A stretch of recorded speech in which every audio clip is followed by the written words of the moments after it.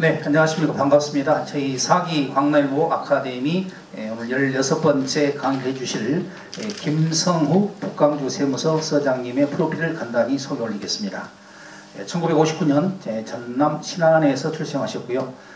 목포고등학교와 광주대학교 법정학부, 그리고 조선대학교 경영대학원에서 석사, 그리고 조선대학교 대학원에서 박사를 취득하셨습니다. 경력으로는 서광주 세무서장님을 역임하셨고요. 광주지방국세청장에서 조사 2국장님과 1국장님을 역임하시고 2016년 6월부터 현재 북광주 세무서의 서장님으로 지적하고 계십니다. 수상 내역으로는 2015년에 올해의 국세인 선발의 국세청장상을 수상하셨고요. 2011년에 닮고 싶은 관리자상에 북광주 세무서에서 선정이 되셨습니다. 오늘 강의를 해주실 내용은 세금 절세 방안을 가지고 북광주 세무서의 김성후 서장님을 모시겠습니다. 뜨거운 박수 부탁드리겠습니다.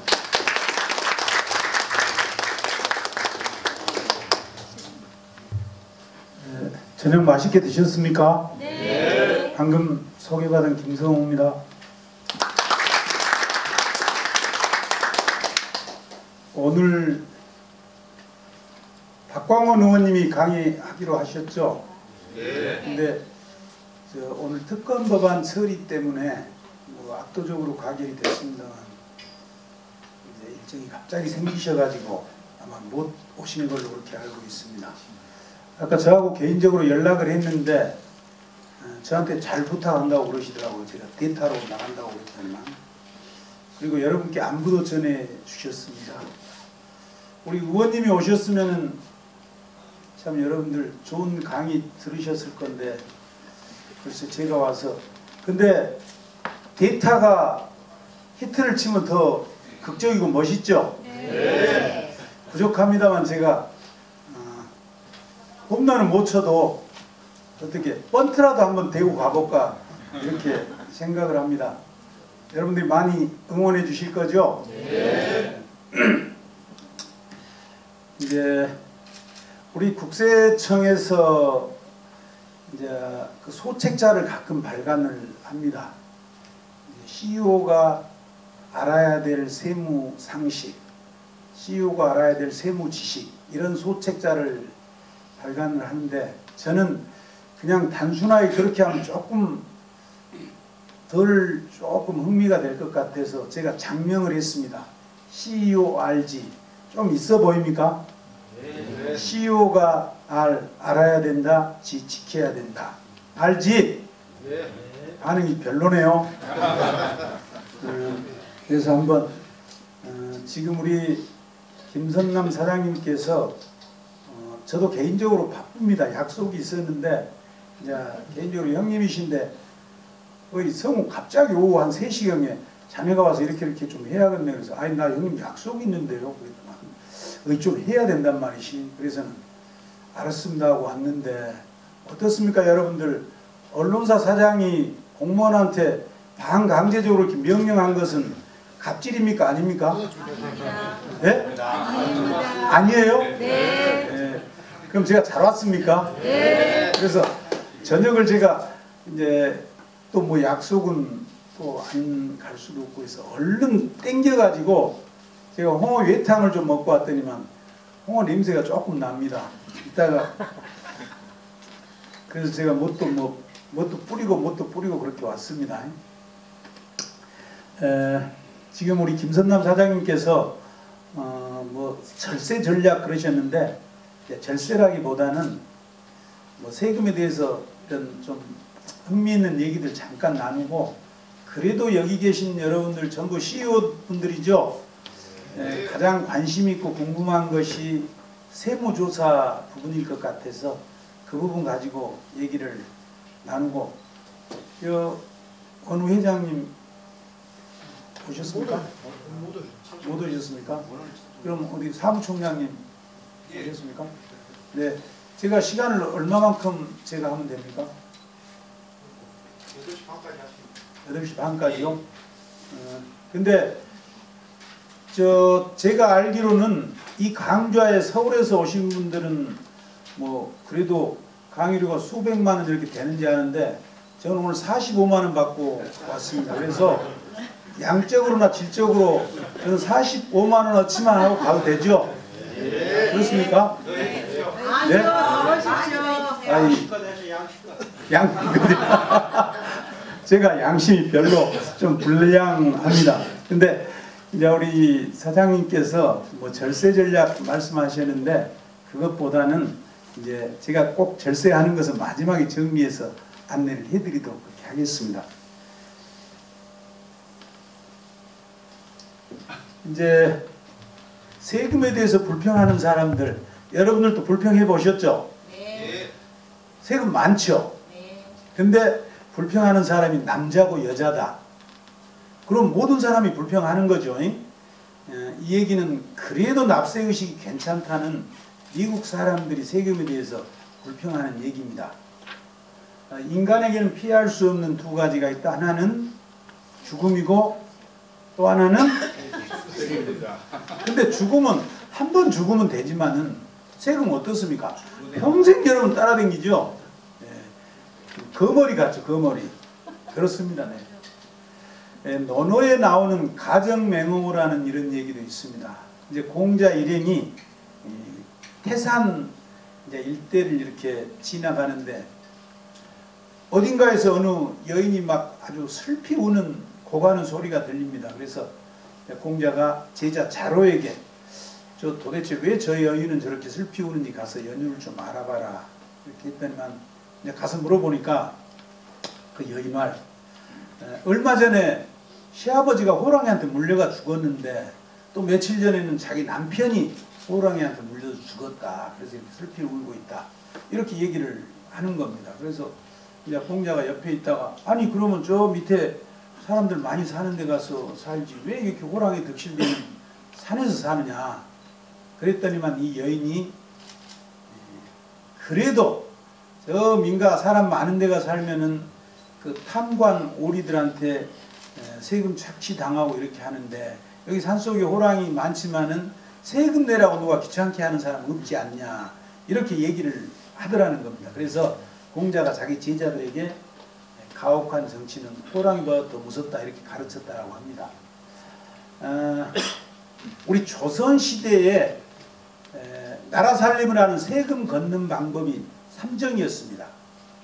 전정, 이제 땅에서 이렇게 그 소출량을 조사해 가지고 세금을 과세를 하는데 이제 지방 관하에서 소출량을 자기 마음대로 조사하는 겁니다. 그럼 당연히 세금 부과도 불공평해지겠죠. 이제 이런 전정의 문란. 또 이제 군포를 징수하는 군정. 이제 군포 징수 부분도 이제 문제가 생기는 거고. 또 환정. 이제 춘궁기에 곡식을 빌려줬다가 이제 추수기에 그 곡식하고 이자를 이제 그때 모곡이라고 징수하도록 이렇게 돼 있었는데 나중에는 그게 변질이 돼가지고 2분의 1까지 이렇게 이자를 받으면서 또 더 심하면은 이제 원곡을 빌려줄 때 거기다 결을 섞거나 이제 모래가지를 섞어가지고 원곡을 부풀리는 이런 이제 환정의 문란, 이런 삼정의 문란으로 인해서 이제 우리 역사적으로 홍경래에 난 임술 농민항쟁이 이제 발발을 했죠. 또 세계사적으로 보면은 이제 미국 독립혁명, 프랑스 혁명도 일종의 세금 부과 징수에 대한 그런 불만이 한 원인이 됐었습니다. 근데 세계사적으로 또 우리 국내적으로 역사적으로 이런 사건들이 있었습니다만 제가 근무하면서 경험했던 것들 그런 몇 가지를 소개를 드릴게요. 여기 골프 안 치신 분 계세요? 다 골프 치십니까? 골프 회장님 계세요? 주로 감투 쓴 양반들이 이렇게 결석을 잘합니까? 우리 저 정모 씨 요즘 언론에 정모 씨 나오잖아요. 예? 답을 모르십니까? 근데 이제 제가 92년도에 이제 제가 국세공무원 38년 근무했는데 92년도에 청에 처음 들어갔습니다. 이제 세무서만 근무를 하다가 여기 우리 전혜만 세무사님 계신데 92년도 입사했습니까? 예, 했습니다. 아, 고참이시네요. 네. 근데 92년도에 청에 처음 들어갔는데 그때 이제 청 조사국에서 지금은 이제 그때 당시 언론에 호화사치 생활자라는 용어들이 자주 등장을 했습니다. 근데 지금은 이제 그런 용어보다는 뭐 지하경제 양성화, 뭐 고소득 전문 직종 조사, 뭐 여객 탈세자 조사 이런 용어들이 지금 많이 나오거든요. 그런데 그때만 하더라도 이제 호화사치 생활자를 조사를 할 때 어떻게 했냐면 이제 좀 지금하고는 많이 달리 이제 옛날 방법이죠. 이제 호화사치 생활자의 어떤 기준이 우리 국세청에서 정해진 건 없었습니다. 그래서 저희들이 이제 당시에 옥과하고 남광주하고 골프장이 2개 있을 때 그때 저희 직원들이 막 이제 그 소형차가 나와가지고 뭐 포니 뭐 이런 것들 타고 이제 일부 직원들이 다닐 때였거든요. 그래도 그때는 좀 그래도 귀했었습니다. 우리 공무원 직장인들이 차를 타고 다닌 건 그때 막 이제 시작하는 좀 그런 때였거든요. 이제 근데 그 차를 타고 이제 옥과 골프장을 가서 이제 외제차 남발을 수집을 하려고 이제 4명이 타고 가면서 이제 뭐 이쪽 사람 이쪽 차선 보고 이쪽 사람 보면서 몇 번 이렇게 적고 있냐 몇 대 적고 가는데 이제 거기에 골프장에서 이제 어떤 관계자가 나와가지고 뭐냐고 골프장 전부 이제 고급 승용차들만 이렇게 오잖아요 이제. 근데 우리 뭐 조그마한 포니 승용차가 왔다 갔다 얼쩡거리고 있으니까 이제 뭐라 하는. 근데 지금 생각하면 그분이 다른 분이 아니고 그 골프백 내린 분 뭐 그분들이 직업이 어떻다는 게 아니라 그런 분들이요 그분이었거든요.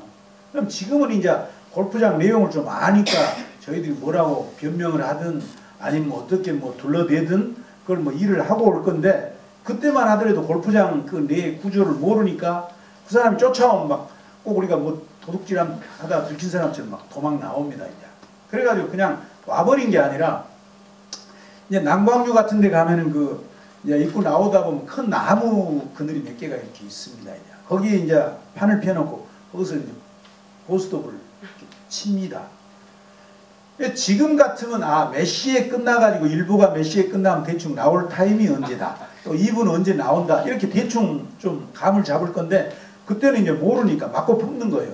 나와서 아침부터 그냥 죽치고 앉아서 뭔 차 나오면 야 몇 번 나온다. 얼른 쓰고 또 고스톱 치고 또 나온다. 그래가지고 이제 차량 그 외제차 차량 번호를 이제 우리가 수집을 합니다. 그래가지고 이제 시청에 차적 조회를 해가지고 인적사항이 나오면은 그 사람이 이제 어떤 사업을 하는지 또 뭐 집은 어디 집에서 얼마만큼 몇 평 아파트에서 사는 건지 또 그 사람은 해외여행을 어떻게 또 이제 외제차 타고 골프 치는 건 우리가 알잖아요 이제. 그래서 해외여행은 또 어떻게 다니는 건지 이런 걸 전부 조사해가지고 소위 얘기하는 호화사치 생활자를 저희들이 그냥 정하는 겁니다. 뭐 이렇게 하는 이 사람은 이래서 이 사람은 호화사치 생활을 하고 세금은 외외 이제 그 신고사항을 또 우리가 분석하고 검토를 해가지고 이런 탈루 혐의가 있다. 그렇게 조사하면 당시에는 뭐 거의 추징세액이 무조건 나옵니다. 이제 그렇게 해서 우리가 호화사치 생활자를 조사를 했었었는데 이제 재밌는 일은 그때 지금 광주에 누구라고 하면 알만한 분입니다. 이제 그렇게 그분 이제 우리가 조사를 했는데 그분 같은 경우는 이제 조사 중에 우리가 같이 이렇게 사무실에 면담을 하고 당시만 해도 지하에가 이제 조사실이 이렇게 있었었거든요. 쌍촌동 이제 국세청이 지하실로 갑시다. 그럼 그 말이 그 군사 시절에 지하실이라는 용어로 이렇게 그 좀 생각이 됐나 봐요. 엄청 그게 이제 불쾌하기도 하고 기분도 좀 나쁘기도 하고 그래서 이제 나중 얘기인데 조사 다 끝나고 이제 나중 얘기인데 야 당신들 그래서 그냥 유리창 너머로 뛰어 내려볼까 도망갈까 막 이런 고민을 했었다고 그래요.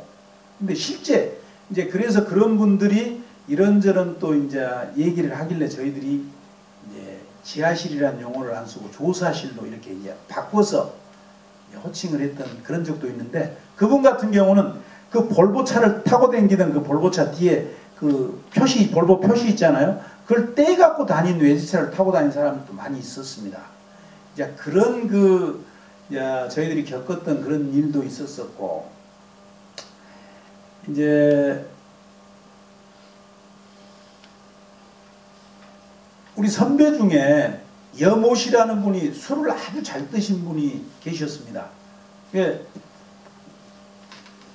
저도 1시간 반 동안 약을 좀 팔아야 되기 때문에 시간을 좀 보면서 하랍니다.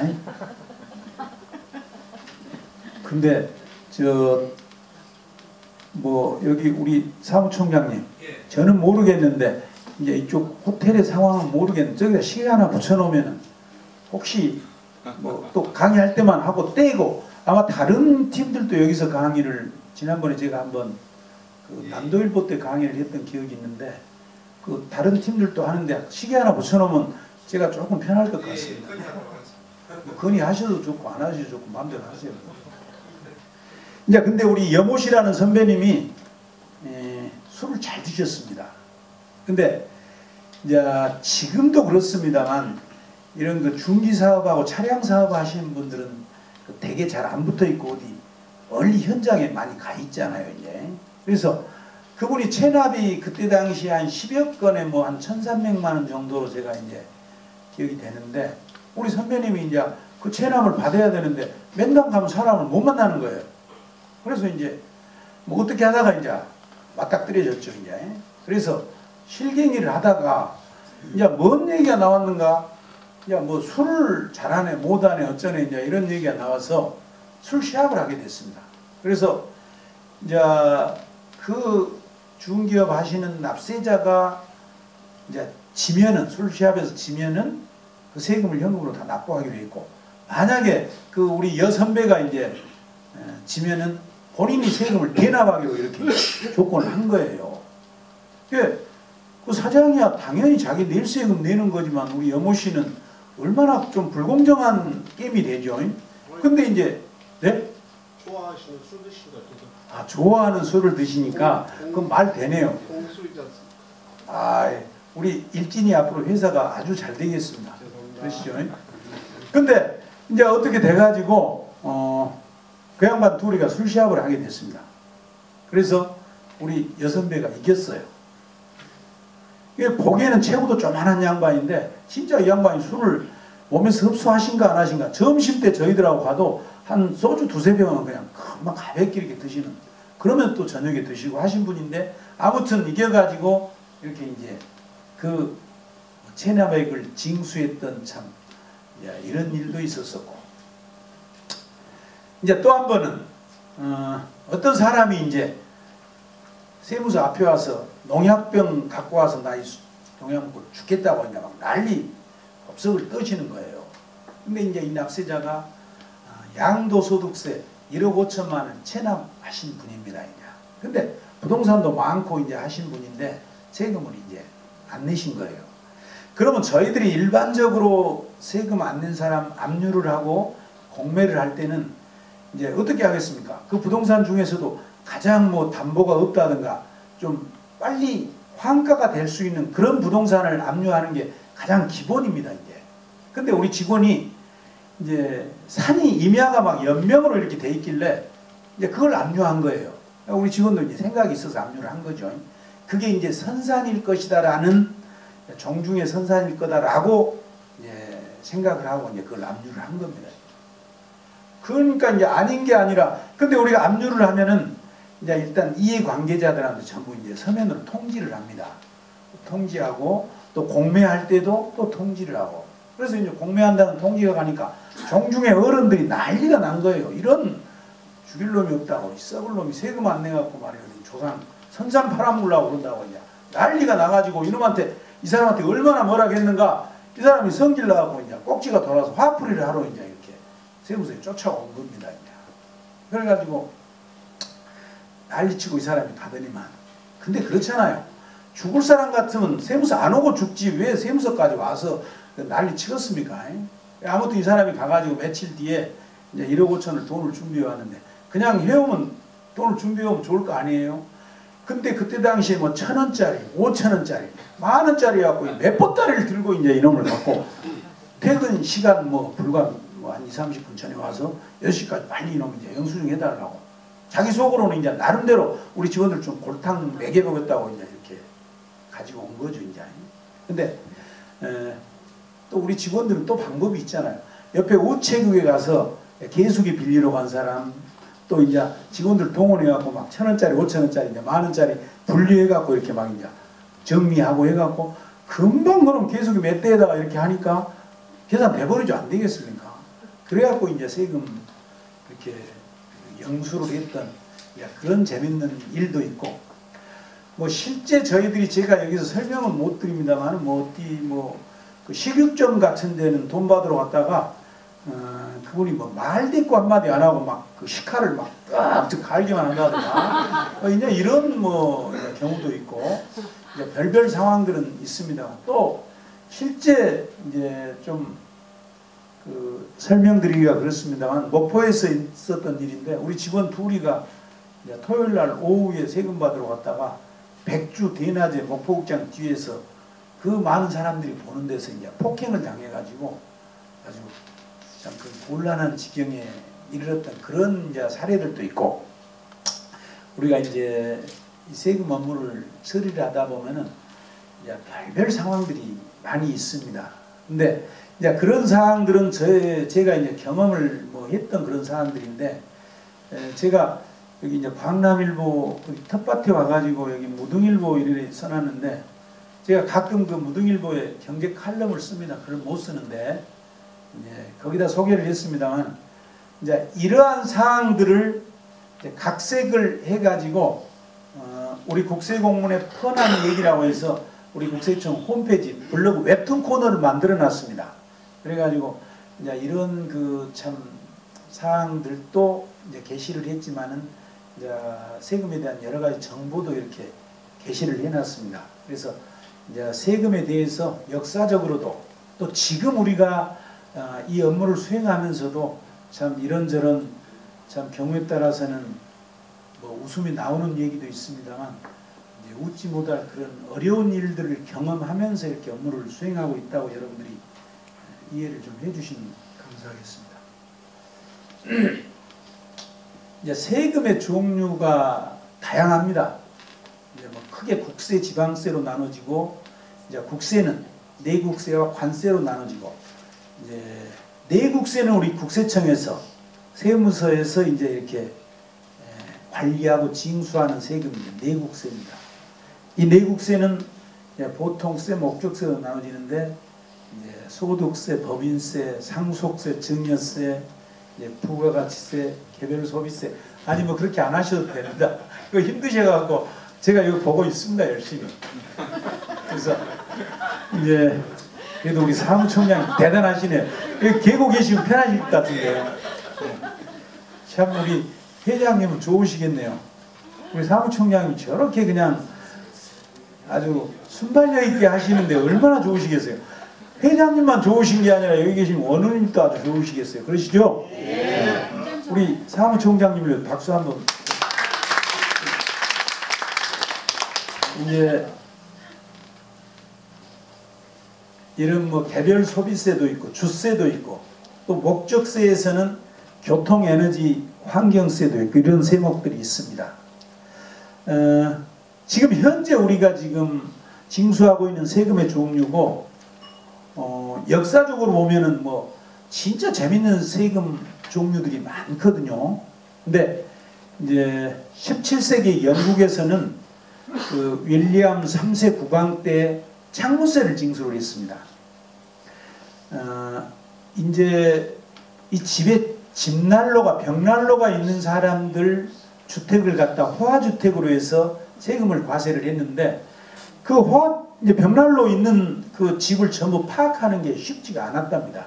그래서 이제 이게 변형이 돼가지고 그런 집들은 창문이 많이 있더라. 그래서 창문 숫자에 따라서 이제 창문세를 과세를 했는데, 나중에 이제 이게 세금 안 내려고 사람들이 창문을 전부 없애버리고 막아버리는 이런 현상도 생겼고, 이제 러시아에서는 수염세를 과세를 했습니다. 표트르 대제 때 이제 그 서양 문물을 받아들이면서 남자들이 뭐 수염을 이렇게 기르고 다녀서 이제 수염을 깎도록 했는데 말을 안 듣는 거예요. 그래서 수염 긴 사람한테 수염세를 매겼더니만 너도 나도 할 것 없이 세금, 수염을 전부 깎아버렸다는 이런 재밌는 얘기도 있고, 이제 로마 시대에 그 오줌세도 과세를 했습니다. 오줌세. 뭐 이제 다른 게 아니고 이 오줌이 이제 양털을 세척하는데 아주 효과가 있나 보죠. 그래가지고 이제 이 양털 가공업자들을 과세를 하기 위해서 이제 공중변소에서 오줌을 퍼다가 양털 가공업자들이 이제 세척을 하는데 이제 그 오줌 사용량에 따라서 이렇게 이제 오줌세를 과세를 하기도 있고 역사적으로 재밌는 세금들이 많습니다.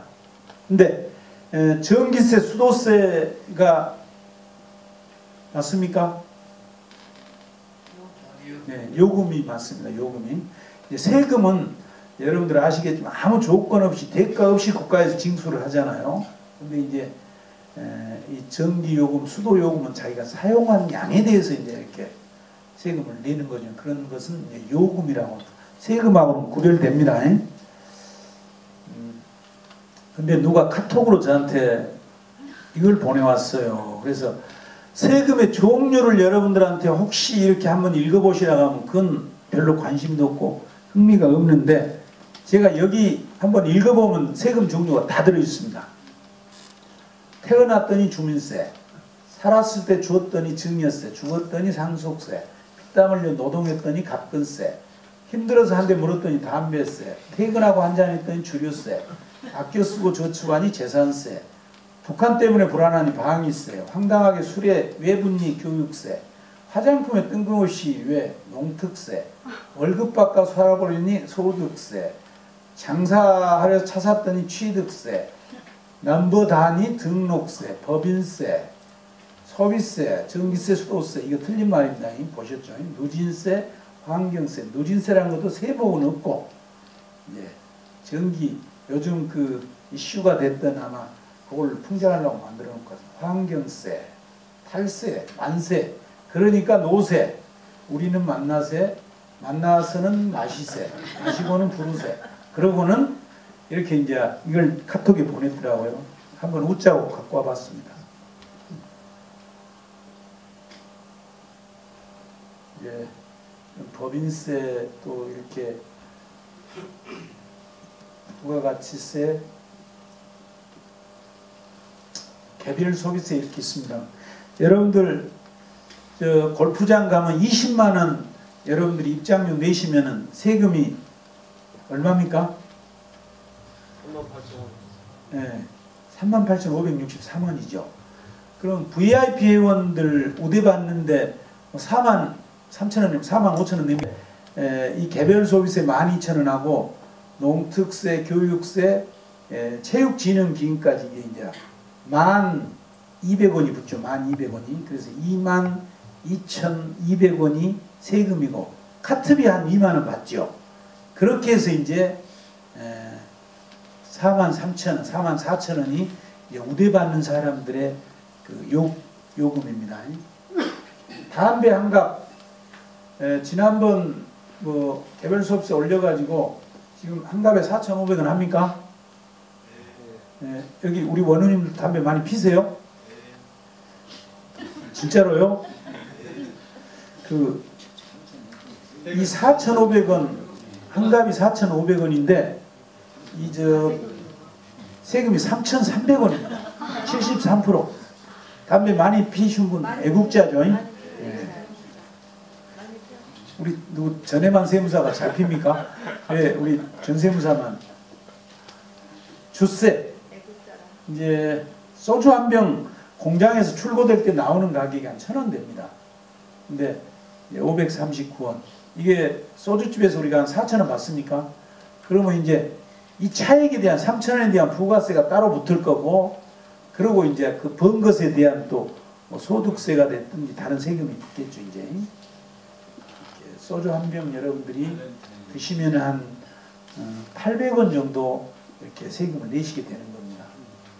발렌타인 수입가 40만 원이면은 주세, 교육세 붙어가지고 세금이 45만 1,000원에서 85만 1,000원이 됩니다.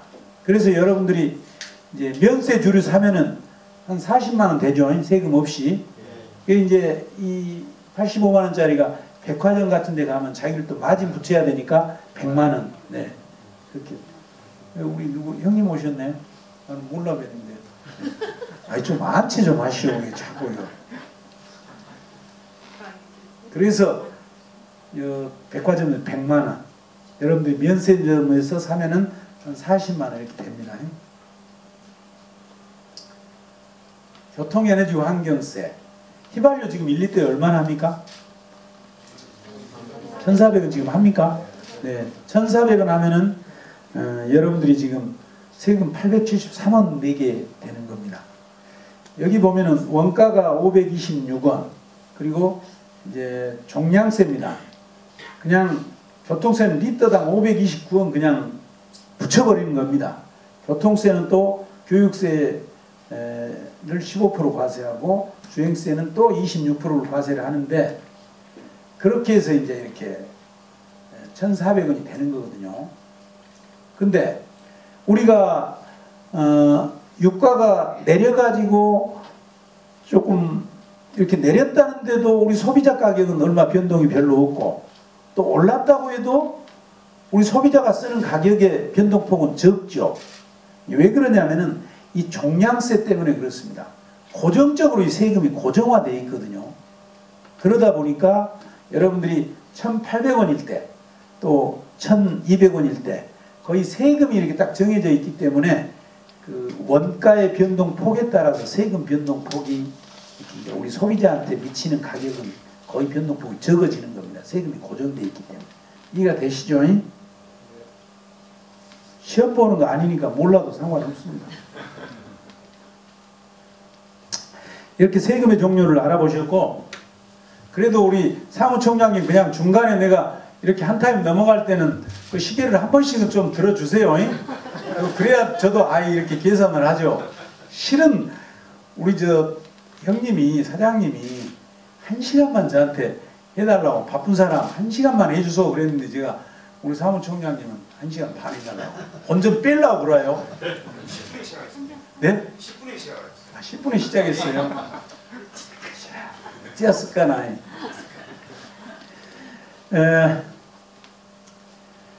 2015년도에 우리 국세 수입이 208조 원이었습니다. 근데 이제 당시에 208조 원 중에 소득세가 63조, 법인세가 45조, 부가가치세가 54조 원입니다. 지금 뭐 법인세 증세를 해야 된다 안 해야 된다 논란이 많죠. 지금 10% 증세하면 단순하게 계산하면은, 물론 이제 구간에 따라서 세율 차이가 있기 때문에 이제 어떤 방법으로 하냐에 따라서 차이가 있겠지만은, 단순하게 계산하면 10% 인상을 하면은 이제 한 4조 늘어나겠죠. 네. 근데 이 208조 중에서 우리 광주청 국세가 11조 5천억입니다. 약 5.5% 점유를 하고 있습니다. 근데 이 11조 5천억을 또 분석을 해보면은, 여수에서 아까 우리 교통세, 환경세 봤죠? GX 칼텍스에서 정유가 출고될 때 이 세금이 과세가 되기 때문에 그게 한 4조가 됩니다. 그러니까 그것은 우리 광주 지역 경제에서 부담하는 세금이라고 볼 수가 없겠죠. 그래서 4조를 빼고 나면은 뭐 한 7조 5천억. 그럼 거기서 지금 혁신도시 와가지고 한전이 이전함으로써 지금 증가된 세금이 한 2조가 됩니다. 그럼 거기서 또 2조 빼면 뭐 5조 5천억 이렇게 되죠, 이제. 그러면은 여러분들이 단순하게 5조 5천억 되면은 208조 중에서 우리 광주 전남에서, 전남 북까지입니다. 광주청 관할이. 우리 광주청에서 징수하는 그 세금 부담 점유비가 몇 프로나 됩니까? 네, 그렇게밖에 안 되죠. 그럼 얼마나 우리 광주 경제가 열악하냐 하는 걸 아실 수 있겠죠. 여러분들이 돈을 많이 벌어야 될 이유입니다. 돈 많이 벌으셔가지고 세금 더 많이 내셔야겠죠. 대답 안 하시네요.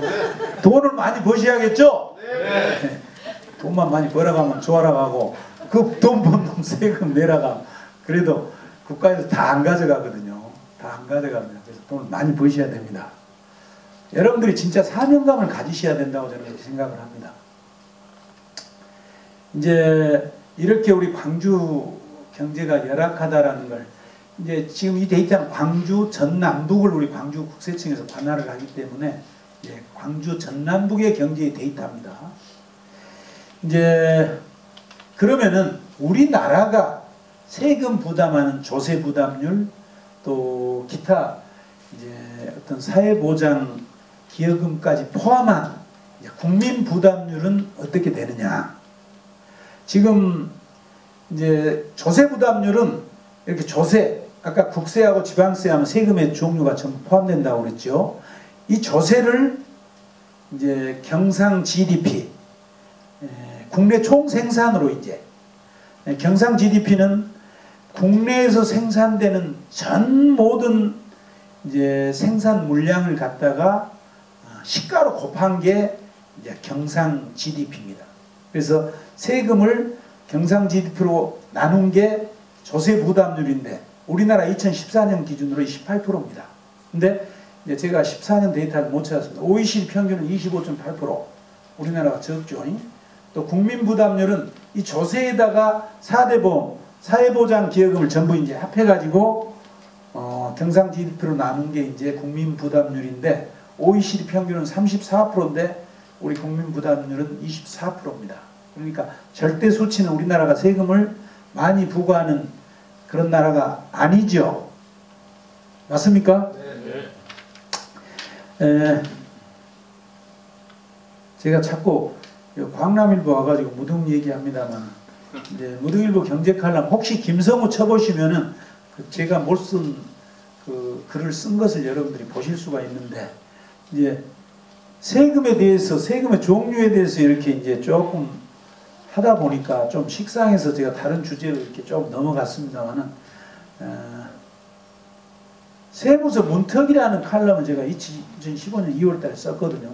작년 2월달에 썼는데 이제 뭐 우리 일간지에 경제부장이 뭐 저하고 이제 뭐 세금 상담을 좀 하려고 제가 서광주 서장할 때 이제 오셨더라고요. 그래서 이제 안내를 하고 차 한잔 이렇게 하는데 이 양반이 대뜸 아따 서장님 왜 그냥 내가 잘못한 것도 없는데 세무서 들어올 때 막 좀 괜히 어디 뭐 좀 찔린 것 같이 그랬다고 그러셔요. 그래서 이제 저는 그 얘기를 듣고 그냥 농담으로 이렇게 흘려버린 게 아니고 자 어쨌든가 간에 우리하고 아무 상관이 없는 경제일보 어떻게 보면 저 일간지의 경제부장이 우리하고 단순하게 생각하면 경우에 따라 갑이고 우리는 이제 어릴 수밖에 없는 상황인데 그분이 그런 마음을 들었을 때 뭔가 납세자가 민원인이 우리가 무슨 세무 뭐 소명 통지를 보냈거나 안내문을 보냈을 때 그것을 갖고 오시는 분들은 마음이 어쩔까 이런 생각이 들더라고요.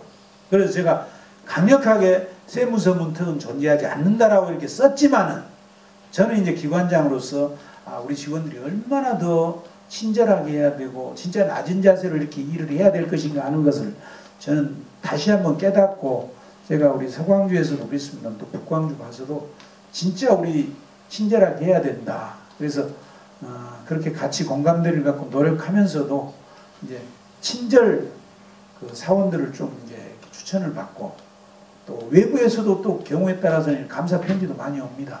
그런 직원들을 선발을 했는데 그래갖고 제가 사진까지 크게 이제 이렇게 칭찬 사례까지 해가지고 현관문에다가 게시를 하도록 이렇게 했는데 이제 그것마저도 이 김영란법 되면서 하여튼 그걸 또 뗐습니다. 뗐어. 뭐 이제 그렇지만은 우리 직원들은 그렇게 친절하게 하려고 노력을 많이 하고 있습니다. 이렇게 이제 세금 징수가 되고 있다라는 걸 여러분들이 아실 수가 있고요. 여러분들 꿈이 있죠. 사업계획 금년에 이렇게 출발하시면서 사업계획 다 세우셨죠. 네. 어떻게 다 달성하셨습니까? 네, 달성하신 분도 계실 거고 조금 미흡해서 마지막 연말까지 또 달성하실 분도 계시고 또 내년에는 또 사업계획 세우시죠. 네. 이제 제가 38년 근무를 했습니다. 근데 이제 아까 우리 사회자님이 이제 소개를 저를 해주셨는데, 저는 6급에서 이제 7급에서 6급, 6급에서 5급, 5급에서 이제 4급을 계속해서 특별 승진을 했거든요. 이제 우리 국세청이 이제 일반 행정기관하고 비교를 해가지고 사무관 이상 점유비가 우리 국세공무원은 7%입니다. 근데 일반 행정기관은 한 13% 되거든요. 그러니까 상대적으로 우리 국세공무원들이 승진이 더디다는 거죠, 이제. 뭐 하여튼 이유가 어떻든가 간에 저희들은 많이 주장도 하고 얘기도 합니다만은 그런 구조적인 것들이 쉽게 이렇게 이제 한꺼번에 바꿀 수가 없습니다. 그래서 저희들 승진이 이렇게 더딘데 뭐 거의 대다수가 뭐 6급으로 퇴직을 합니다. 실제 이제 저희 국세공무원이 2만 명 되는데 사무관 이상이 한 7% 되고 서기관 서장 이상은 2만 명 중에서 한 270명 그러니까 뭐 1.3% 정도 이제 되는데 또 서장 와서도 서장 한 번 하고 이렇게 가는 사람들이 많습니다. 그래서 저는 이제 다행스럽게 뭐 시내 그래도 크다는데 서광주, 북광주 서장도 하고 또 청해 가서 조사 2국장, 1국장을 했습니다만은 저는 아무튼 이제 여기까지 왔죠. 근데 이제 물리적으로 그냥 올 수 있는 게 아니라 진짜 6급에서 7급에서 6급 승진했고 제가 6급을 승진하면서 우리 선배들이 저 이제 축하한다고 소주를 한 잔 사주는 자리에서 제가 우리 형님들 5년 뒤에는 제가 사무관 승진하렵니다. 이제 우리 조직이 뭐 이렇게 어렵다는 걸 말씀드렸습니다만 물리적으로 그때 쉽지 않은 거거든요. 근데 제가 5년 만에 사무관 승진을 했습니다. 그러고 나서 다시 이제 사무관 승진한 또 그 자리에 우리 선배님들하고 이제 얘기를 하면서 제가 또 5년 뒤에 이제 그 사무관 승진해가지고는 또 중앙공무원 교육원에 이제 우리가 그 교육을 입교를 하는데 이제 과제물이 이제 우리 조직의 발전과 자기의 발전 방향에 대해서 이렇게 이제 레포트를 써오라는 그게 있는데 거기다가도 제가 5년 뒤에 내 모습은 나는 서기관이고 어디 관서장 가 있을 것이다. 라고 내 나름대로의 계획을 세웠던 게 다 이뤘습니다, 이제.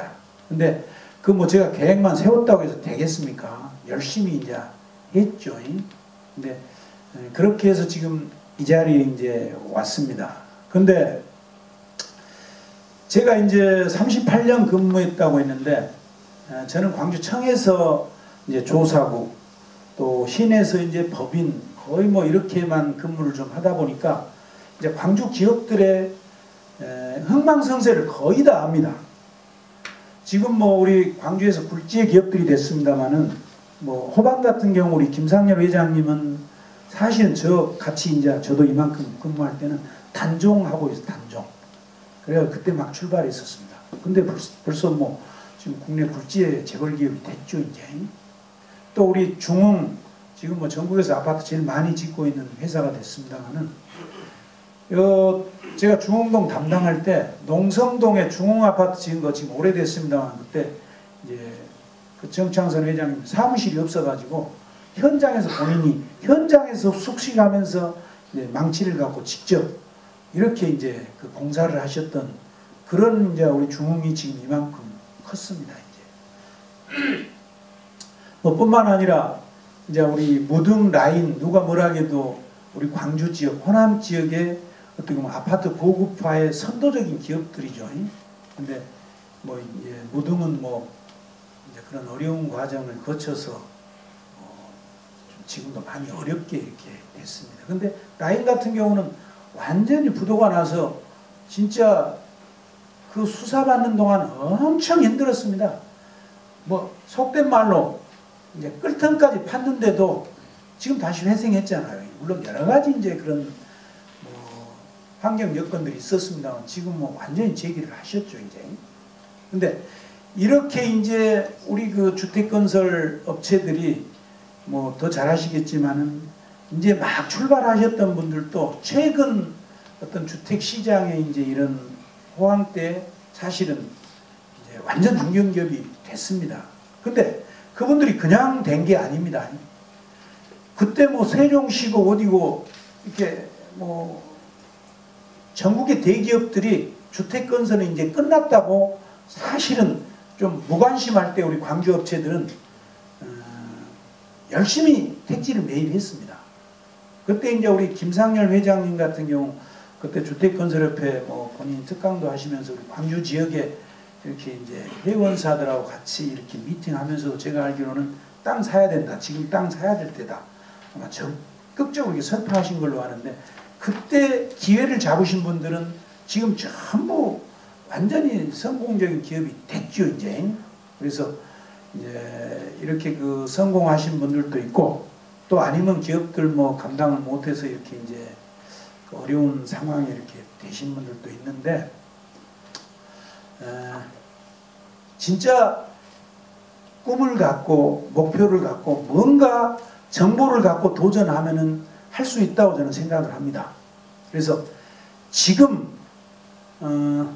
우리 광주 지역에 저는 앞으로 진짜 5년 10년 뒤에 우리 광주 지역의 기업인들의 미래가 밝다라고 하는 게 여기 우리 원우님들은 또 어떻게 뭐 어떤 일을 하시는지 구체적으로 모르겠습니다만 부동산 개발업을 하는 친구들이 아주 젊은 친구들이 엄청나게 도전적으로 하고 있습니다. 그래가지고 이 친구들 20 간 넘어서부터 이렇게 사업 전선에 뛰어들어가지고 진짜 시드머니 하나도 없이 맨손으로 해가지고 지금 제가 알기로는 20억 30억 나름대로 현금을 이렇게 쥐고 있는 이런 친구들이 많습니다. 뿐만 아니라 뭐 전국에 다니면서 땅을 사가지고 이제 상가 개발을 하는 또 이런 친구들이 많고요. 그래서 이제 여기도 아마 그 개발업 하신 분들이 등록을 뭐 하신 걸로 알고 있는데 뭐 어떤 후배 같은 경우는 이제 그 꿈이 대단합니다. 목표가 대단합니다. 근데 자기가 어떻게 하겠다는 게 아니라 자기하고 같이 일하고 있는 그 후배들을 단기 순이익을 1년에 50억을 내면 독립을 시키겠다는 겁니다. 그래가지고 자기는 50개 기업을 그런 50억을 순이익을 내는 그런 자기 어떤 동업자들을 50명을 만들어 내겠다는 겁니다. 실제 그 친구들은 그렇게 열심히 뛰고 있거든요. 저는 그 친구는 꼭 하리라고 생각합니다. 그래서 그런 나름대로 이제 어떤 목표 이렇게 또 하여튼 꿈을 갖고 도전하면서 실제 가시적으로 이렇게 성과를 내고 있는 이런 친구들을 보면서 여기 계신 여러분들도 나름대로 정보력이나 또 그런 어떤 도전 정신이나 이런 걸 갖고 이렇게 한다면은 물론 안주하시는 분들도 있겠죠 이제. 근데 그렇게 하신다면 해내실 수 있으리라고 생각을 하고 또 여러분들이 하셔야 되는 게 아까 이렇게 광주 열악한 우리 경제 여건입니다. 뭔가 좀 심하지 않습니까? 여러분들이 해내셔야 될 그런 어떤 사명감도 가지셔야 한다고 저는 생각을 합니다. 그래서 그렇게 도전하시면은 여러분들 해내실 수 있을 걸로 그렇게 믿습니다.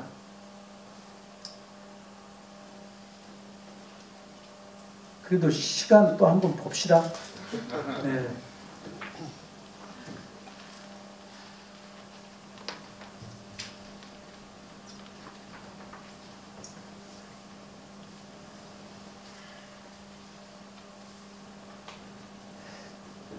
지금 여러분들 너무 긴장해갖고 좀 웃으세요. 제가 시 한 편 갖고 왔거든요. 제가 이걸 좀 조화를 해서 한번 실은 제 다른 원고에는 그 우리 21살 먹은 우리 직원이 있어가지고 목소리가 제가 좋길래 그 친구 녹음을 해서 제가 녹음 파일로 가지고 다니는데 그래서 여러분들 눈 감게 하고 그거 틀어주면은 감동 먹었다고 그러거든요. 그리고 목소리의 주인공도 궁금하다고 그러는데 제가 오늘은 그냥 제가 한번 읽어보려합니다. 데일 카네기 웃음 예찬. 웃음은 큰 대가를 치르지 않고서도 많은 것을 이루어냅니다. 웃음은 받는 이의 마음을 풍족하게 해주되 주는 이의 마음은 가난하게 만들지 않습니다. 웃음은 번개처럼 짧은 순간에 일어나지만 세상에는 웃음 없이 살아갈 수 있을 만큼 부자도 없으며 그 혜택을 누리지 못할 만큼 가난한 사람도 없습니다. 웃음은 가정에서 행복을 꽃피우고 직장에서 호의를 베풀어주며 친구 사이에는 우정의 증표가 되어줍니다. 웃음은 지친 사람에게는 안식이요 낙담한 사람에게는 격려이며 슬픈 사람에게는 희망의 빛입니다. 세상의 어려움을 풀어주는 자연의 묘약이기도 합니다. 그러나 웃음은 돈을 주고 살 수도 구경할 수도 없으며 빌리거나 훔칠 수도 없습니다. 왜냐하면 웃음은 대가 없이 줄 때만 빛을 발하기 때문입니다. 내용 음미해보면 참 좋습니다. 좋죠? 네. 요즘 웃음 치료사들이 많습니다. 그래가지고 웃음 이 하나 가지고 강의도 많이 하고 실제 이제 웃음 치료를 통해서 효과를 보신 분들이 많다고 그러는데 이렇게 웃으면 심장, 폐, 간세포 400여 개 근육이 이제 운동을 한다고 그러거든요. 15초 깔깔 웃으면 5분 에어로빅 운동하는 효과, 또 1분 크게 웃으면 10분 조깅 운동하는 효과가 있다. 동의하십니까?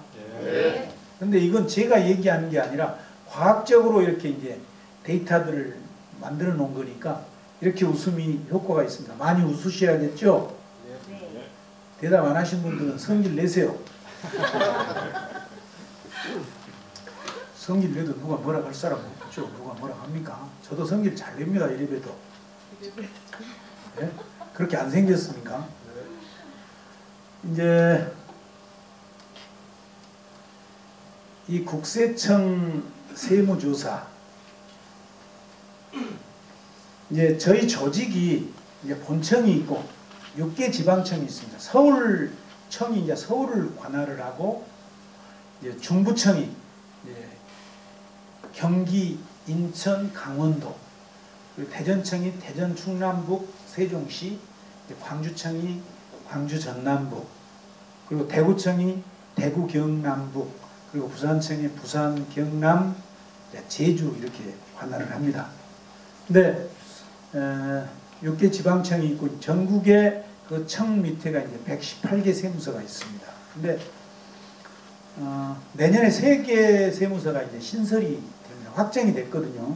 근데 혹시 우리 광산 지역에 이제 사업장 갖고 계신 분들 계신가 모르겠습니다만, 제가 서광주 세무서장 할 때 그 전부터 이제 이랬습니다만 광산 세무서를 분설을 한번 시키려고 엄청 노력을 많이 했습니다. 그래서 서광주 떠나서 청에 가서도 금년, 작년 해가지고 광산구 의회에 가서도 이제 이렇게 간담회도 하고 브리핑도 하고, 시의회에 가서도 또 이제 상황 설명도 좀 드리고, 이제 의회에서 결의하도록 하고, 상공회의소에서도 전부 이제 결의도 하고 뭐 서명 운동도 하고, 또 이제 각기 여로에 이렇게 이제 탄원도 좀 하도록 하고, 이제 그러면서도 이제 우리 본청에서도 이제 행정자치부하고 이게 교감하는 게 사실 쉽지가 않습니다. 그래서 이제 각 이제 청별로 뭐 일선 세무서별로 이제 정치권을 이용해 가지고 어떻게 보면은 힘 있는 데서 이제 하나씩 이렇게 가져오도록 하는 그런 민원을 이제 어떻게 들어주는 그런 방식을 통해서 이렇게 하나씩 늘려가는데, 이제 국회의원님들 제가 이제 열심히 좀 만났죠. 그래서 처음에는 여기 뭐 현역들이 전부 민주당이었잖아요. 지금은 이제 국민의당 또 이렇게 바뀌었습니다만. 근데 이제 민주당 의원님들 만나다 보니까 이제 죄송합니다만 실질적으로 이 분설을 하는데 영향력을 미치는지 이게 의문이 들더라고요. 처음에는 그래서 이제 의원님 상대로 하다가 나중에 작년에는 이제 우리 뭐 어떻게 보면 국민의당도 이제 의원들이 전부 되면서 광주시에 뭐 서구, 광산구 전부 국민의당 의원님 뭐 대표, 우리 천 대표까지 오셨잖아요. 그래서 이제 이것은 우리 광주 지역의 어떤 민원사항으로 좀 이걸 하나 이렇게 응원을 해달라. 이렇게 제가 접근을 하면서, 이제 민주당 의원님은 우리 이계호 의원님밖에 이제 한 번밖에 당선이 안 되셨잖아요. 근데 이제 제가 이계호 의원님을 만나서 또 이제 열심히 설득을 했는데, 이계호 의원님이 이제 영광이 지역구 관할이면서도 이제 내무부 출신이라서 그 이제 해당 라인에 직접적으로 이제 내무부 행자부의 국장들도 잘 알고 그러시더라고요. 그래서 실질적으로 이계호 의원님이 도움을 좀 많이 주셨습니다. 이제 그러면서도 여당 의원들 제가 이제 뭐 제 나름대로 부족한 실력이지만 이렇게 저렇게 해가지고 이제 좀 요청을 했는데, 결국은 힘이 좀 딸려가지고 세무서로 광산 세무서 분서를 못 시키고 광산 지서를 이제 우선 분서를 하자, 지서를 만들자. 그래가지고 내년에는 지서가 출범을 하게 되거든요. 근데 이제 그렇게 해놓고 보니까 저희들 입장에는 곤란한 게 많습니다. 이제 어떻게 지금 광산 지역 자체가 어떻게 보면 서구보다 더 커가는 상황인데 그걸 떼서 이렇게 할 수도 없고 인원은 뭐 한 35명 정도로 이렇게 하라는데 그래서 업무를 어떻게 분장할 것인가 저희들이 딜레마 해가지고 계속 본청하고 지금 협의 중에 있는데 힘이 딸리다 보니까 이제 그런 현상이 생긴 거죠. 그래서 저희들은 그렇게 출발을 해서 한번 세무서를 하나 더 만들어 보자 이제 이런 그 노력을 했습니다. 이렇게 전국에 118개 세무서가 있는데 이제 여기에 2만 명이 근무를 하죠 이제. 근데 우리 국세청 이제 전산망이 엔티스라고 2015년 2월달에 개통을 했습니다. 작년 2월달에. 근데 이제 한 4년 6개월 준비를 해가지고 작년 2월에 개통을 했는데 아주 저희들 작년 2월에 여기서 뭐 계신 우리 원우님들도 경험을 하셨는가 몰라도 엄청나게 저희들이 그 애로사항이 많았습니다. 뭐 이게 속된 말로 되지를 않은 거예요. 그래서 저희 직원들 스스로도 이게 될지 안 될지 이런 의아심이 진짜 많았었거든요. 그래가지고 진짜 우리 그 관련 어떤 개발 부서뿐만이 아니라 전 직원들이 뭐 주말에도 나오고 뭐하고 해가지고 아주 엄청 애를 많이 먹었습니다. 아마 납세자 여러분들도 뭐 불편 많이 드렸죠 이제. 근데 그런 걸 하나하나 해가지고 지금 완전히 정착을 시켰습니다. 근데 이제 그러신다네요. 그런다네요. 원래 그 어떤 시스템을 은행이나 뭐 큰 기관에서 이렇게 프로그램 바꿀 때 그 성공률이 한 30%밖에 안 된답니다. 이제 제가 몰랐는데 그냥 시도하면은 되는 줄 알았는데 이제 그런 과정을 거쳐서 저희들이 한 2,300억 들여가지고 엔티스라는 시스템을 개통을 했는데 이제 저희 국세청이 뭐 이제 아시겠지만 신용카드 발행 전부 해서 과세 자료를 노출시키고 또 현금 영수증 제도는 이제 우리 대한민국이 처음 시도하는 저게 제도입니다. 그래가지고 지금 뭐 동남아 이쪽에서 기타 나라에서 지금 현금 영수증 제도 같은 경우 우리나라에 벤치마킹하러 많이 오거든요. 그래서 이제 신용카드 현금 영수증을 통해서 우리가 이제 세원 자료를 노출을 시키고 그리고 이제 이 뭐 엔티스뿐만 아니라 직전에도 그랬습니다만은 이제 신용카드 전자세금계산, 뭐 신용카드 카드 깡이라든가 또 전자세금계산서를 허위 가공, 위장 가공이라는 용어를 쓰는데 그렇게 발행하는 혐의 있는 것들은 저희 전산망에서 수시로 경보를 저희들한테 제공을 합니다. 그래서 그런 사항에 대해서는 신고 끝나고 옛날에는 다 그걸 다시 입력하고 분석해갖고 뭐 1년, 2년 뒤에 문제 있다 그러면 쫓아가고 그랬었는데 물론 지금은 그렇게 조사도 합니다만 즉시 우리가 대응할 수 있는 이런 시스템을 지금 가동을 하고 있고요. 그리고 이제 과세자료 제출법이 2000년도 7월에 이제 입법이 됐는데 아무튼 공공기관, 국가기관에서 이제 세금에 관련된 모든 자료들은 우리 국세청에 제출하도록 의무화가 되어 있습니다. 그래가지고 이 자료도 전부 제출 받아가지고 우리가 이제 이렇게 엔티스에서 축적해갖고 분석을 활용을 하죠. 이제 이런 자료들을 저희들이 이제 수집해서 활용하는데 제가 성실 신고가 최선의 절세 전략이다라고 또 칼럼도 썼습니다만 이러한 그 분석 시스템을 통해서 그 전에는 이제 우리가 신고하고 나면은 너희들이 어떻게 신고한가 보자 해서 나중에 사후 검증을 했습니다. 혐의가 있는 것들에 대해서 이건 제대로 신고를 했냐 안 했냐 이건 뭐냐 이렇게 해가지고 이제 해명을 하고 이제 이렇게 하는 시스템이었었는데 이제 이게 들어오면서 우리가 바꿨습니다. 사전에 우리가 갖고 있는 정보를 최대한 제공을 하자. 그렇게 해가지고 이제 지금은 그 어떤 본인 납세자가 이제 문제가 있다라고 생각되는 사항들에 대해서는 바로바로 수정신고가 되거든요. 그러니까 이제 우리가 나중에 사후 검증을 해야 되는 그런 인력 낭비라든가 또 시기적인 문제라든가 이런 걸 해소하면서 이렇게 했더니만 사실은 세수가 많이 증가를 했습니다. 이제 그러면서 또 이제 지출 증명 서류 합계표도 저희들이 이제 제출 적격 증빙이라고 그러는데 이 시스템에서 이제 여러분들이 예, 이렇게 손익계산서를 만들지 않습니까? 자, 얼마 매출하고 원가는 얼마고 거기에 비용은 어떤 게 들어가지고 이익이 얼마 났다 이렇게 계산이 되는데 거기에서 이제 이런 정규 영수증, 신용카드나 현금 영수증이나 세금 계산서나 이런 정규 영수증으로 거래를 대할 항목들을 저희들이 전산에서 찾아냅니다. 그게 100원이다.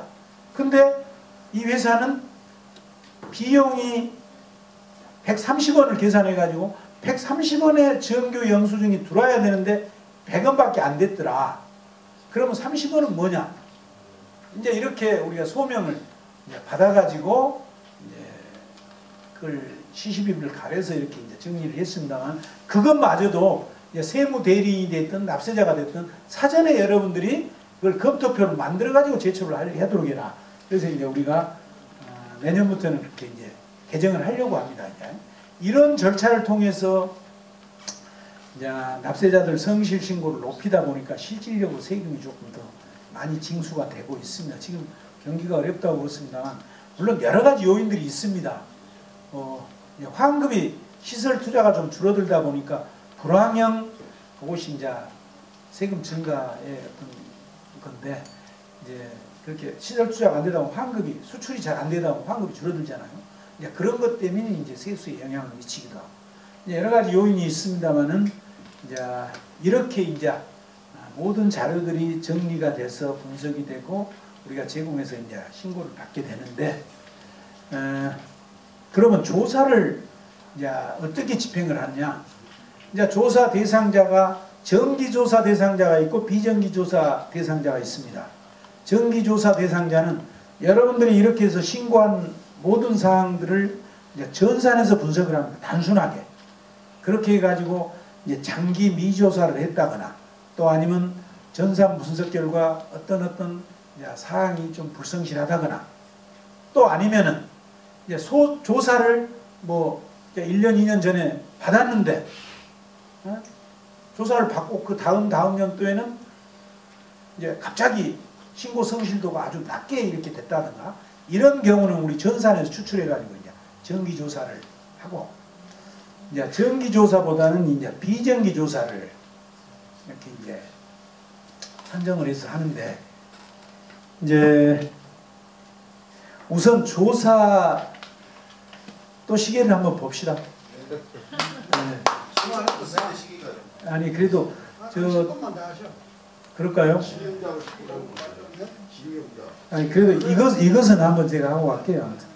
이제 이렇게 보면은 저희들이 2014년도 조사 실적이 204조입니다만은 조사 추징은 8조 5천억.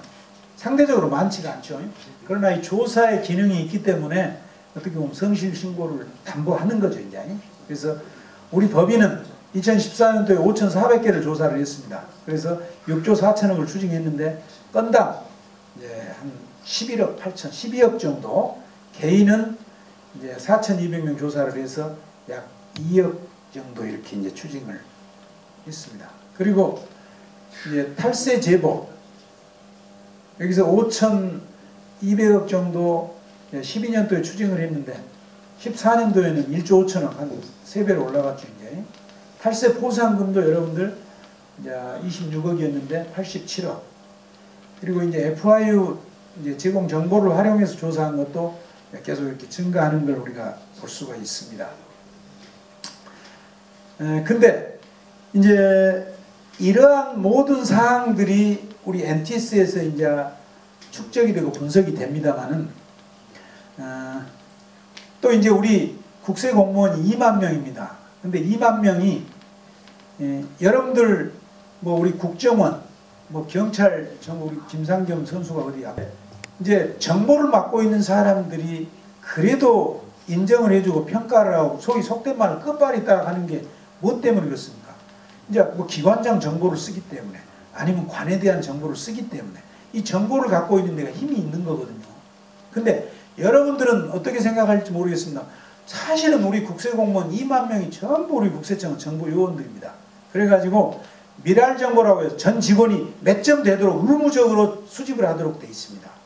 그래가지고 이제 2만 명이 정보를 수집하고 있고 또 이제 그것만 알고 해당 세무서에 이제 정보팀이 있고 우리 청해 조사국에 이제 정보를 전담하는 팀들이 있는데 거기서는 이제 아주 디테일한 정보들을 수집을 하죠. 이제 그 사람들은 거의 조사 수준에까지 정보를 수집을 합니다.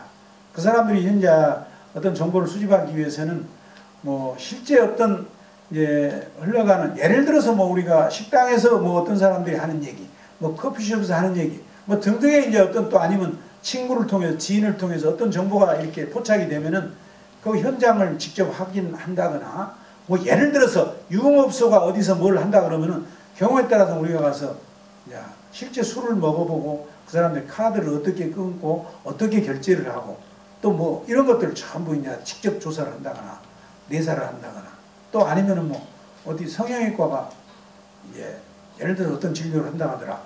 또 피부과가 뭐 어떤 진료를 한다 하더라. 그러면 실제 저희들이 이제 환자를 이렇게 가장을 해서 뭐 우리 여직원들이 직접 가서 실제 진료를 해보거나 또 아니면은 뭐 안과 같은 데 가서 우리가 이제 뭐 거기는 현금 결제하면은 뭐 어떤다 하더라. 그러면 실제 가서 우리가 상담을 해보고 그래서 이런 정보들을 직접적으로 수집을 해가지고 거의 뭐 이제 아주 디테일한 이런 정보 분석 보고서를 또 이제 만듭니다.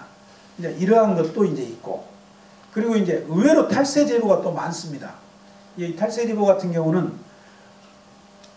어느 정도 탈세 제보가 심하게 들어오냐면요. 실제 오너가 있는데 거기에 지금 이 재무 담당 책임자가 있잖아요. 보통 사람들이 어떤 사장하고 감정에서 쫓겨나면서 이렇게 이제 뭐 제보를 하는데 거기 있으면서 제보를 합니다. 그래요. 그 사람이 또 조사를 받아요. 사장은 그걸 모릅니다. 그리고 자기가 포상금 또 받아요. 얼마나 황당합니까? 실제 이런 사람이 저희들도 그 조사하면 이제 정보를 알려줄 수도 없고 뭐 신원을 보장을 해줘야 되는데 그래서 저희 얼마나 조심스럽겠습니까?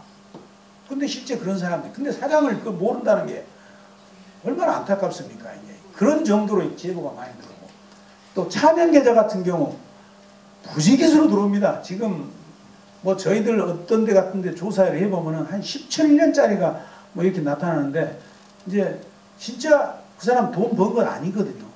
근데 17년 거에 나오면은 뭐 저희들이 처리를 해야 되는데 그 세금 다 감당하거든요. 문 닫습니다, 이제.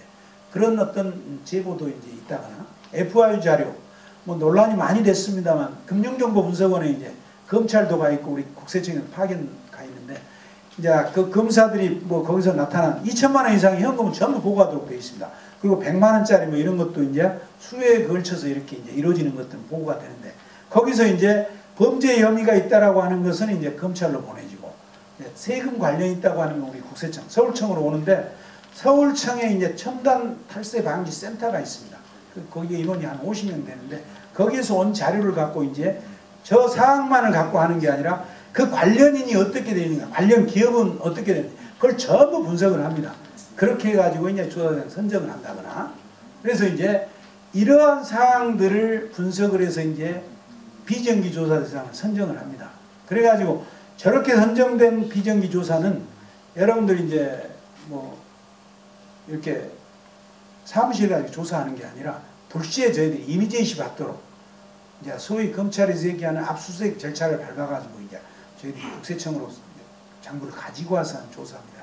이제 이런 조사를 통해서 이제 세금 추징을 하고 근데 단순히 세금만 추징하면 되는 게 아니라 이제 또 뭐 포탈범으로 고발을 하게 되면 배보다 배꼽이 크다고 세금이 더 세금보다 벌과금이 더 많습니다. 이제. 그래서 이런 과정을 통해서 조사가 되는데 여기서 여러분들은 이런 걸 충분히 감안하셔가지고 혹시라도 현금 거래할 때 조금은 신중하셔야 돼요. 그걸로 인해서 꼬리가 돼가지고 전체를 여러분들이 하신 기업들 조사받을 수도 있고 사명계좌 쓰셔서는 안 되고 이러한 사항들 또 혹시 여러분들이 같이 근무하고 있는 그렇게 불신이 되셔야 되겠습니까? 많은 진짜 우리 사무총장님 마음에 드시네.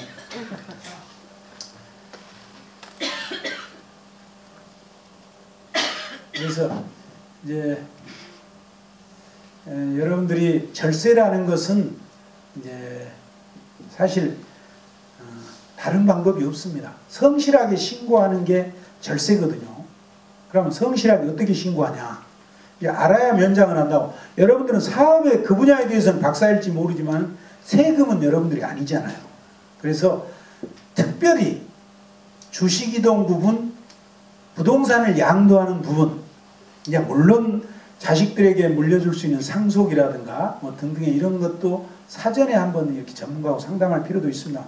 특별하게 주식이동, 부동산 양도에 대해서는 여러분들이 아무리 여기서 절세의 방법을 가르쳐 드려도 여러분들이 알 수도 없고 안 됩니다. 저희들 수십 년 근무하는 사람도 그 분야에 근무하지 않으면 솔직히 저도 모릅니다. 이제. 그래서 그 분야에 특화된 사람들이 있거든요. 그래서 우리 전혜만 세무사님한테 상담을 한다든가. 그리고 또 이제 여러분들 뭐 전부 자력기장하고 계시죠.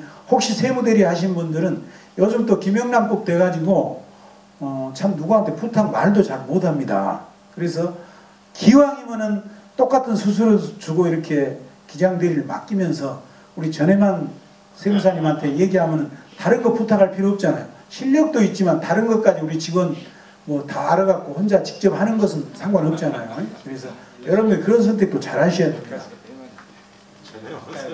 네? 그래서 이제 그게 절세 방법이다라고 설명을 드리고 이제 정리를 한번 해보도록 하렵니다. 자, 한국인들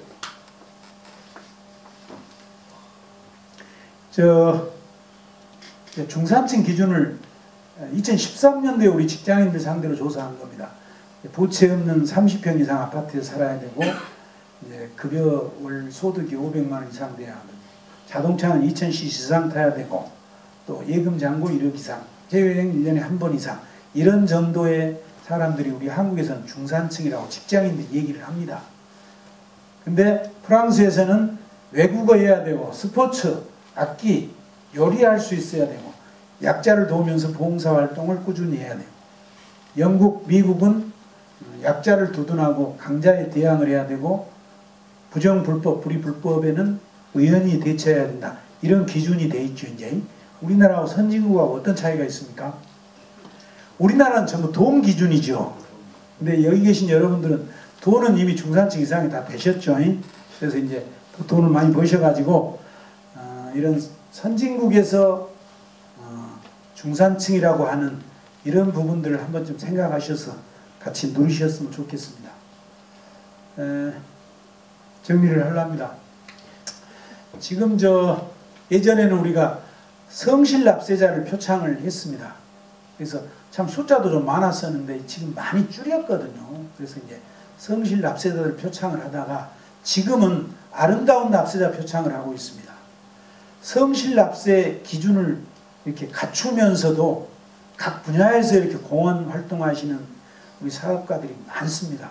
그래서 이런 분들을 발굴을 해서 우리가 표창을 하고 있는데 옛날에 성실납세자보다 훨씬 가치 있는 분들이시거든요. 그래서 여기 계신 여러분들도 사업을 더 많이 키우셔가지고 돈도 많이 버시고 또 그 돈 갖고 혼자만 쓰지 마시고 사회 공헌활동도 좀 하셔가지고 우리 사회가 더 아름다운 사회가 됐으면 좋겠습니다. 제 강의는 이 정도로 하고 혹시 질문 받겠습니다. 뭐 개인적인 것도 좋고 세무관계도 좋고 제가 또 모르면은 또 가장 적임자를 제가 이렇게 붙일 수도 있습니다. 네. 갑자기 생각났는데 하나 물어보려고 합니다. 아니 오래전부터 생각했어도 좋습니다. 네. 이게 법인으로 부동산을 매입하면서 네. 부동산 중개 수수료가 4,500만 원이니까 부가세 별도로 해서 4,950만 원을 줬을 거 아닙니까? 네. 그래서 500만 원을 부가세로 환급을 받은 줄 알았어요, 법인이. 네. 근데 부가세 환급이 안 되더라고요. 네. 이게 최종 소비자이기 때문에 그런다고 하던데. 아니 최종 소비자이기 때문에 그런 게 아니라 개념이 토지 관련 개념, 토지 관련 부분은 안 되는 거예요. 최종 소비자 것은 무조건 공개를 해줍니다. 근데 이제 토지 관련 부분, 면세 관련 부분은 부가세를 내가 부담을 했어도 공개를 안 해줍니다. 네. 아니 부동산 수수료에 부가세를 나는 납부를 했는데 법인에서 했는데 그게 환급이 안 되는 거예요. 토지와 관련되기 때문에. 네. 원리적입니다. 이제 누군가는 이렇게 이제 부가세를 내야 되는데 이제 그것은 이제 부동산 가액에 들어가는 경우가 있고 자산에 들어가는 경우가 있고 우리가 이제 공개를 해주는 경우가 있는데 그것은 그 안 해준다고 하면 세무서에서 안 해준 거죠. 그냥 뭐 이유가 있으니까. 어쨌든 환급 대상이 아니다. 네. 또 네. 부동산은 좀 조금 아는데 세금에 대해서 잘 모르거든요. 네. 부동산 세금에 대해서 좀 말이 많습니다만 딱 중요 포인트가 뭐냐면 우리나라가 지금 현재 이명박 정부 들어서가 자 시계 좀 한번 보려면 아니 근데 저 뭐 정권 차원에서 얘기하지 말고 그냥 세금 얘기만 하세요. 현재 그 경제가 좀 안 좋지 않습니까? 안 좋은 것은 지금 현재 그 경제가 활성화가 안 되고 있거든요. 네. 지금 말해서 세금이 지금 엄청나게 많이 나옵니다. 네. 그러면은 예를 들어 지금 현재 뭐 10년 가지고 있는 사람이나 또는 뭐 3년 가지고 있는 사람이나 42%에서 지금 52%로 올랐지 않습니까? 그런데 이제 내년에 혹시 이제 포인트는 내년에 혹시 10년 이상 가지고 있는 부동산, 땅 같은 거, 농밭 같은 거 가지고 있는 사람들은 장기 보유세를 해가지고 30% 감면해 준다는 소리가 있는데 그 법이 이제 통과를 잘 되겠지만은 좀 그것이 필요함이 있습니까? 네, 한번 이제 내년에 보시게요. 그리고 아까 세금 우리나라가 그 결코 과하지 않다라고 이제 말씀을 드리잖아요. 물론 내는 사람은 10원도 많죠. 내어주면서 내는 것은. 근데 이제 그건 한번 보시게요. 내년에 한번 어떻게 바뀐가 한번. 네, 저도 모릅니다. 그 말이 답입니다. 네. 자, 이상으로 질문은 없으신 걸로 생각을 하고 강의를 마치겠습니다. 저는 북광주 세무서장 김성우입니다. 물론 전문가 우리 전혜만 세무사님이 계십니다만 혹시 우리 북광주 민원이라든가 등등 아니면 다른 사항이 있으면 연락 주시면 제가 성심성의껏 상담을 하도록 그렇게 하겠습니다. 네, 이상 강의 마치겠습니다.